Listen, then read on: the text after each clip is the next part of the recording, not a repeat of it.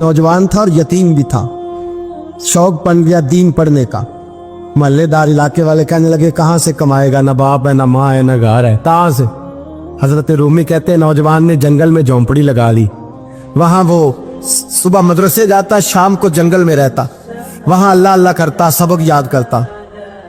एक दिन बादशाह की बेटी रास्ता भूल गई, जंगल में आई सहेलियों के साथ, बॉडीगार्ड भी साथ थे पर रास्ता भूल गई। खोती खोती शाम हो गई, ऐसी खोई कि जब रात गहरी हो गई तो आके उस नौजवान के पास रुकी और चिल्लाने लगी।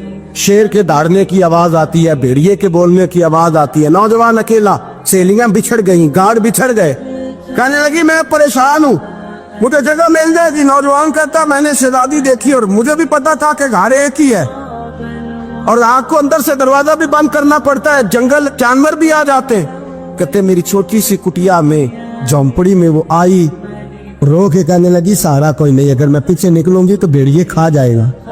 कहते मैंने उसे जगह दे दी। अकेली औरत, चिराग जल रहा है, सबक याद कर रहा हूँ। मेरे नबी पाक ने फरमाया जहां मर्द औरत अकेले हो तीसरा शैतान होता है। और शहजादी, वो बच्चा कहता है सबक याद करता रहा सारी रात। वो बच्ची को कहा सो जा, पर वो कहती है नींद मुझे भी कहाँ आई। ऐसे मौकों पर नींद, सारी रात सबक याद करता। थोड़ी थोड़ी देर के बाद चिराग जलता तो उस पर उंगली रखता, हाथ जलता तो पीछे खींचने, फिर दूसरी उंगली रखता, थोड़ी देर के बाद जलता तो खींचने, हाथ सारा जल गया। सुबह किरणें चमकी तो कहने लगा चल निकल जा, दौड़ जा, बस बड़ा सब्र का इम्तिहान हो गया, चली जा। शहजादी बाहर निकली, सिपाही ढूंढ रहे थे। बादशाह खुद जंगल में निकला हुआ था, मेरी बेटी मिल गई। बादशाह तन्हाई में जाके कहने लगा बेटा मैं दुनिया को बताऊंगा कि मेरी बेटी खोई नहीं थी, सिपाही साथ ही थे। ये बड़ा मुश्किल होता है, बेटी तो भूल के भी रात कहीं रह पड़े तो लोग जीने नहीं देते, तो बेटा मुश्किल हो जाएगा मेरे लिए। कहाँ थी? उसने कहा नेक नौजवान के पास। उसने कहा बेटा मैं तो तेरी बात मानूंगा पर दुनिया नहीं मानेगी। अगर उस नौजवान ने किसी को बता दिया कि तू उसके पास थी तो फिर लोग मेरा जीना मुहाल कर देंगे। बेटा मैं मर जाऊंगा, मेरी मजबूरी ये है कि वो कहीं राज ना उगल दे वो नौजवान, उसे कत्ल करना पड़ेगा। औरत ने मिन्नतें की, उस बेटी ने कहा मेरे मौसम को मारोगे, रोई। और वो कहने लगा मैं बादशाह हूँ, मेरा अपना वकार है, मैं उसको छोड़ नहीं सकता। गिरफ्तार कर लाए सिपाही। वक्त तय हो गया सजा का। अकेले कारकोशरी में रखा गया, जो उसके खास एतबार वाले थे उनकी ड्यूटी लगाई। बादशाह ने बुलाया, पहले बिलम आया। औरत कहने लगी, बेटी कहने लगी एक दफा तो बुलाओ ना, एक सवाल बस पर्दे में रह के पूछना है और फिर जो आपका जी चाहे, मेरे मौसम को मारना तो है, तो मर्जी आपकी। सामने खड़ा किया, नौजवान पर्दे के पीछे, औरत खड़ी हो गई। बादशाह बीच बैठ गया। बीबी कहने लगी सारी रात बेदार मैं भी रही, सोया तू भी नहीं। वो जो तू चिराग के करीब हाथ लगा के जलाता था वो समझ नहीं आई। नौजवान रो पड़ा, कहने लगा क्या करूं, मैंने रसूलुल्लाह का दीन पढ़ा है, क्या करूं, मैंने हुजूर का दीन पढ़ा है। मैंने पढ़ा है कि जानी को सबसे नीचे दोज़ख के सबसे निचले दर्जे में जलाया जाए, उसे जहन्नमियों का पीप और रेशा पिलाया जाए, कंद खिलाया जाए। ये रवायतें पड़ी हुई थी। थोड़ी थोड़ी देर के बाद शैतान मुझे कहता था बदकारी कर ले। मैं अपना हाथ उसी वक्त जब शैतान मशवरा देता तो मैं आग पे करता। मैं कहता अगर ये बर्दाश्त हो गई तो वो भी हो जाए। जब हाथ जलता तो मैं समझ जाता नहीं तुझसे तो ये नहीं बर्दाश्त होती तो वो कैसे होगी। फिर मुझे शैतान मशवरा देता कोई देख नहीं रहा तो बुलाने नहीं गया, खुद आई, मैं दूसरी उंगली लगा देता। मैंने हाथ जलाया और मैं समझ गया जब छोटे से चिराग की इतनी सी शमा की आग नहीं बर्दाश्त होती तो दोज़ख कैसे बर्दाश्त होगी। कहता मैं बाज आया। बादशाह ने ये कहानी सुनी, लफ्ज सुने तो चीख मार के रोया। कहने लगा तालिब इल्म तू तो मेरे नबी का सच्चा गुलाम है और मेरे रसूल के जो सच्चे गुलाम होते हैं उन्हें फांसियां नहीं दी जाती, उन्हें तख्त पर बिठाया जाता है। अब तुझे सजा नहीं होगी बल्कि मैं अपनी बेटी का निकाह तेरे साथ करूंगा और मेरे बाद इस सल्तनत का बादशाह भी तू ही बनेगा। अब वो नौजवान वहां नारे लगा रहा है, कहता लोगों तुम मुझे कहते थे दीन से क्या मिलता है, दीन से तो अल्लाह तख्त व ताज भी अता फरमा देता है। अगर नौजवान शर्मो हया वाले बन के रहे अल्लाह सारी इज्जतें दे देगा। देखे ना अल्लाह के फजल से इज्जत मिलती है और जब कोई इज्जतदारों जैसा काम ही ना करे। एक बात और अर्ज करनी है पर वक्त थोड़ा रह गया। जवानों मैं ना जब कभी परेशान होता हूँ ना तो मैं ये वाली बात खोल के पढ़ता हूँ आला। ये बात ढारस बनाती है, ढारस तवानाई देती है, पूरा मजमून बांधा है।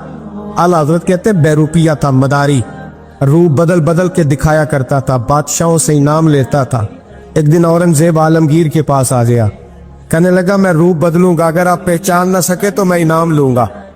आपने फरमाया मैं कोई ऐसे वैसा बादशाह नहीं, कहा मुझे धोखा देना मुश्किल है, कहा नहीं मैं रूप बदलूंगा। हजरत औरंगजेब आलमगीर बड़े नेक बादशाह गुजरे, बड़े परहेजगार। वो बेरूपिया कहने लगा मैं रूप बदलूंगा, आप नहीं पहचान सकेंगे। फरमाया चल जितना तेरे अंदर जोर है लगा ले। हजरत ने ऐलान किया कि मैंने फौजी भर्ती कर दे, 2 माह के बाद टेस्ट होगा। वो 2 महीने दौड़ता रहा, रंग रूप बनाता रहा, आया टेस्ट देने, 2-3 सिपाहियों का इम्तिहान लिया, उसकी बारी आई तो 10 रुपए दिए, कहने लगे तेरे आने जाने का कराया मैंने तुझे पहचान लिया है। कुछ दिनों के बाद जाने लगे सफर पर तो भिखारी आ गए खैरात मांगने, उसने भी सारे मुंह पर स्याही मार ली, कपड़े फाड़ लिए, सर के बाल मुंडा लिए, भवे तक कटा ली, बदरंग होके आया। कासा आगे किया तो हजरत ने 10 रुपए डाले, कहने लगे तेरे आने जाने का कराया मैंने पहचान लिया है। कुछ दिन गुजरे तो टीचर की जरूरत थी, उसने मूंछें बड़ी कर ली, दाढ़ी नकली लगा ली, सर पे जिना कैप पहन ली, एक शेरवानी ले ली और हाथ में छड़ी पकड़ के आया। कहने लगा मैं उस्ताद हूँ, 2-4 बंदों का इम्तिहान लिया, उसकी बारी आई तो 5 रुपए दिए, 10 रुपए दिए, का तेरा कराया मैंने पहचान लिया। 2 साल गुजर गए, वो जब भी आता हजरत पहचान लेते। एक दिन सफर पे जा रहे थे, बहुत बड़ा लश्कर था, जिहाद करने जा रहे थे औरंगजेब आलमगीर, तो देखा एक पहाड़ी है, पहाड़ी पे लोग जा भी रहे हैं आ भी रहे। औरंगजेब आलमगीर पूछने लगे यहाँ क्या है? कहने लगे बाबा जी बैठे हैं दुआ करते हैं, अल्लाह के नेक बंदे हैं। औरंगजेब कहने लगे यार पुराने लोग सारे ही अल्लाह वालों को मानते, ये भी मुसीबत आई है जितनी नहीं आई है, सारे लोग ही मानते। कहने लगे जरा मैं दुआ ना कराऊं, बच्चे काम जा रहा हूँ। औरंगजेब बादशाह थे, बादशाह लोग नाजुक मिजाज होते हैं, घोड़े से उतरे, बड़ी मुश्किल से पहाड़ी पे चढ़े, ऊपर गए तो लाइन लगी है, बाबा जी गार में बैठे।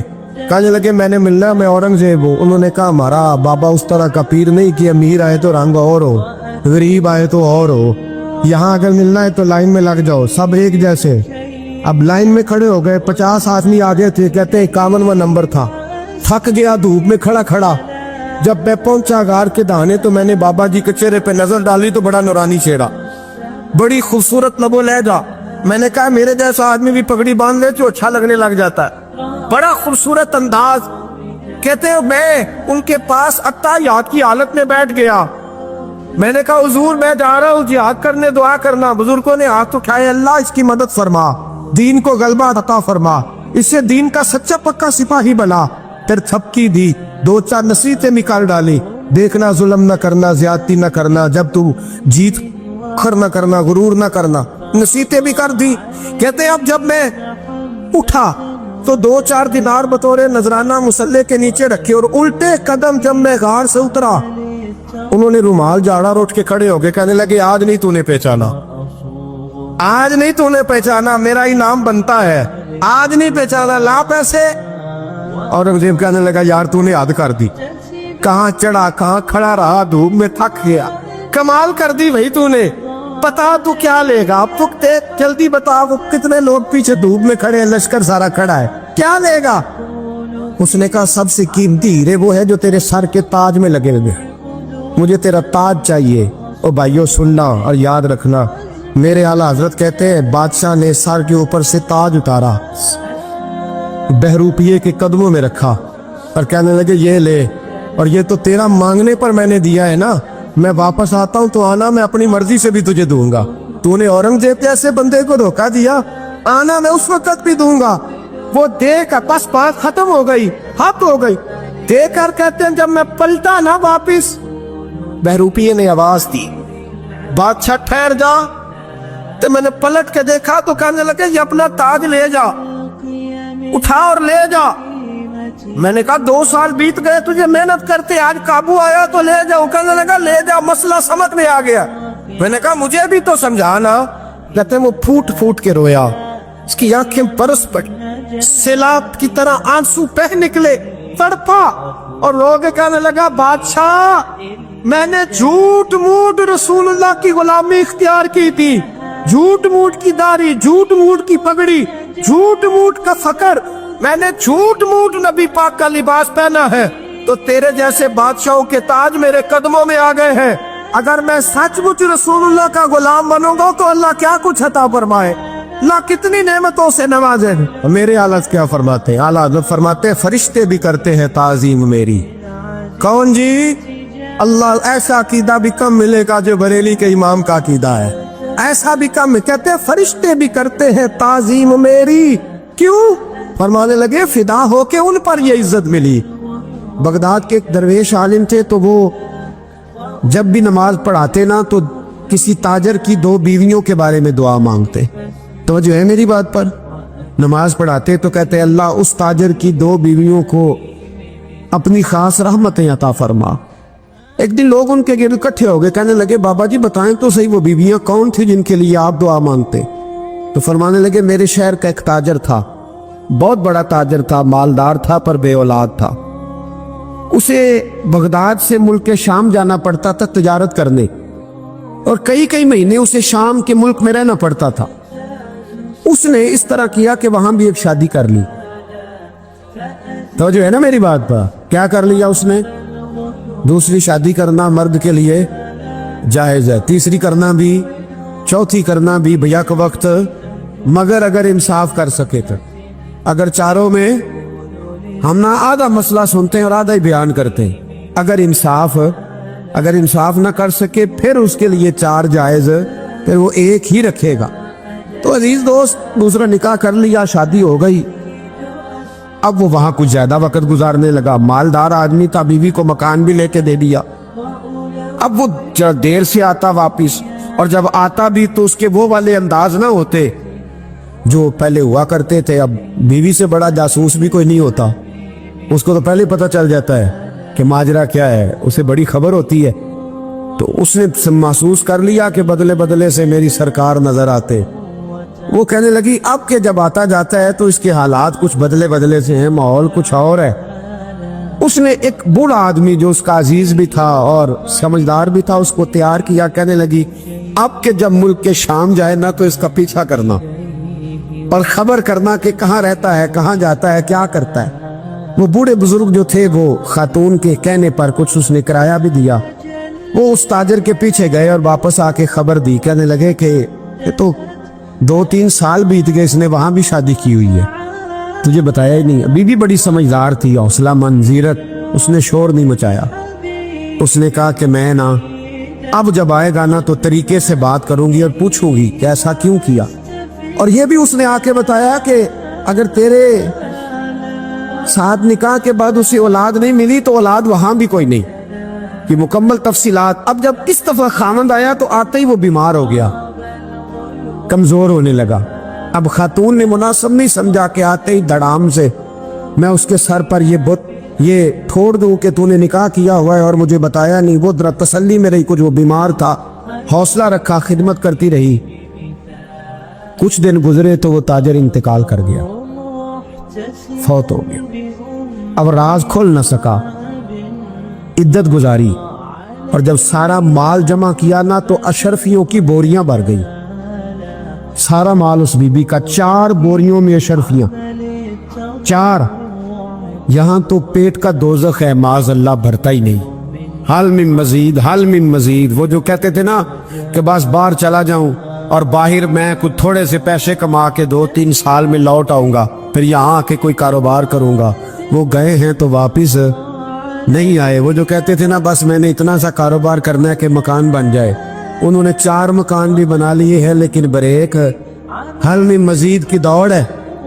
अब 4 बोरियां उस औरत ने छुपाए रखी। कोई बंदा नहीं जानता बगदाद में कि मुल्क के शाम में ताजर की दूसरी बीवी भी है।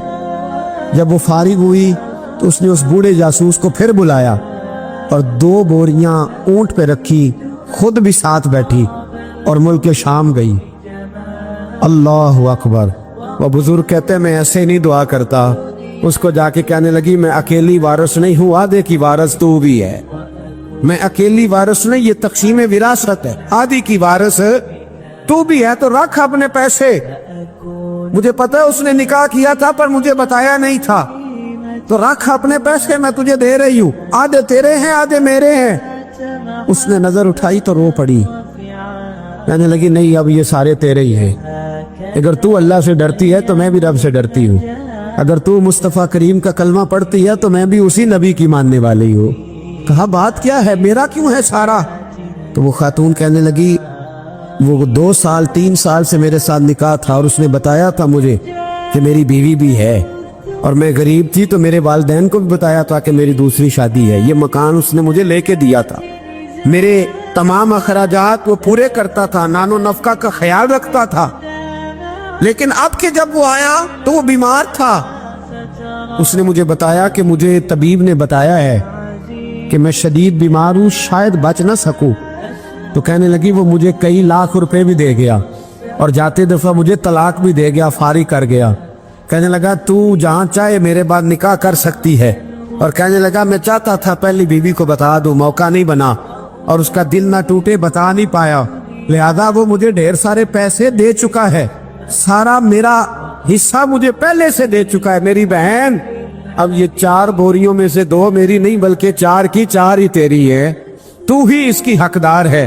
تو بزرگ کہتے ہیں مجھے بتاؤ جن کے اندر اس قسم کے تقوی کی جھلک ہو ان کے لیے ہر نماز کے بعد دعا مانگنی چاہیے کہ نہیں مانگنی چاہیے؟ حضرت عمر کے زمانے میں ایک نوجوان تھا، نیک تھا، مسجد جایا کرتا تھا رات کو، تو مسجد جا رہا تھا تو رستے میں ایک عورت نے دعوت گناہ دی، ابن عساکر نے اس کو لکھا ہے۔ تو نوجوان تھا، خواہشات تھی، کچھ طبیعت مائل ہو گئی، ابھی ادھر جا ہی رہا تھا کہ کسی نے آیت پڑھ دی والی من خاف مقام ربی جنتان، جو رب کے سامنے کھڑے ہونے سے ڈرے گا اللہ 2 جنتیں دے گا۔ واقعی ڈر گیا، وہ واقعی ڈر گیا، اتنا ڈرا کہ بے ہوش ہو کے گر پڑا۔ بیماری سے لوگ بے ہوش ہوتے ہیں، پیسے ڈوب گئے بے ہوش ہوتے ہیں، بچے کے غم میں بے ہوش ہوتے ہیں۔ سچ بتاؤ کبھی خوف خدا سے بھی بے ہوش ہوتا کوئی دیکھا ہے؟